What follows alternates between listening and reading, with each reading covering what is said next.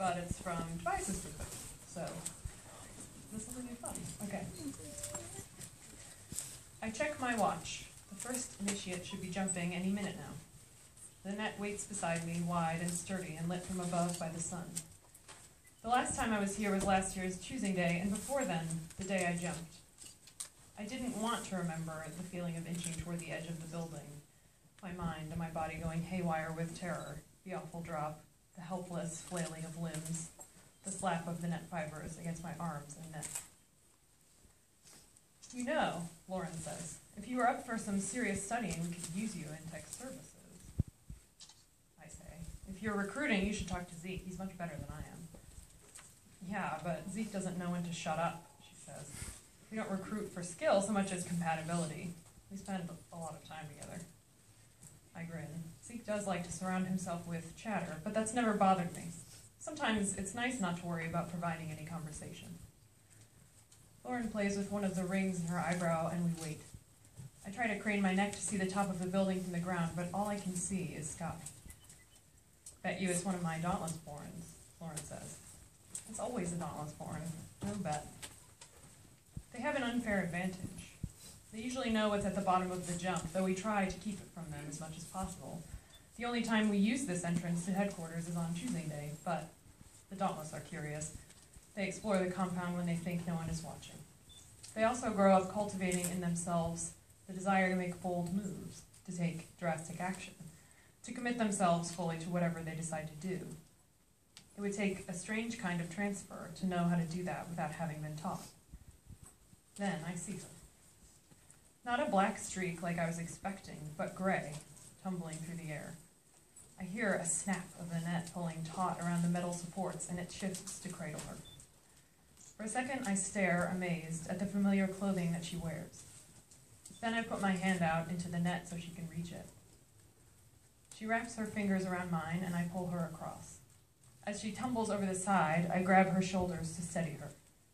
She's small and thin, fragile looking, like the impact with the net should have shattered her. Her eyes are wide and bright blue. Thank you, she says. She may look fragile, but her voice is steady. I can't believe it, Lauren says, with more dauntless swagger than usual. A stiff, the first to jump? It's unheard of. She's right, it is unheard of. It's unheard of for a stiff to join Dauntless, even. There were no abnegation transfers last year, and before that, for a long time, there was only me. There's a reason why she left them, I say, feeling distant from the moment, from my own body. I pull myself back and say to the initiate, "What's your name?" She hesitates, and I feel for a strange, brief moment like I know her.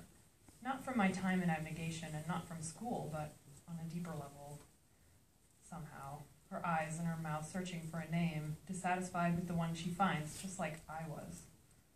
My initiation instructor gave me an escape from my old identity. I can give her one, too. Think about it, I say, smiling a little. You don't get to pick again. Tris, she says, like she's already sure of it. Tris, Lauren says. Well, I'll make the announcement for her. She's my initiate, after all, this transfer from abnegation. I look over my shoulder at the crowd of Dauntless members who have gathered to watch the initiates jump and announce, first jumper, Tris. This way, they'll remember her. Not for the gray she wears, but for her first act of bravery. Or insanity. Sometimes they're the same thing. Everyone cheers, and as the sound fills the cavern, another initiate plummets into the net with a blood-curdling scream. A girl, dressed in candor, black and white. This time, Lauren is the one to reach across the net to help her. I touch a hand to Tris's back to guide her toward the stairs, in case she's not as steady as she seems. Before she takes the first step, I say, "Welcome to Dauntless."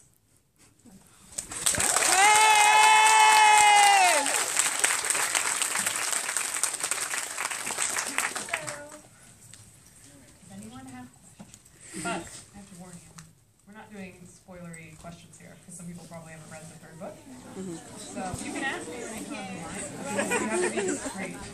I know it's hard, but I think it's probably best.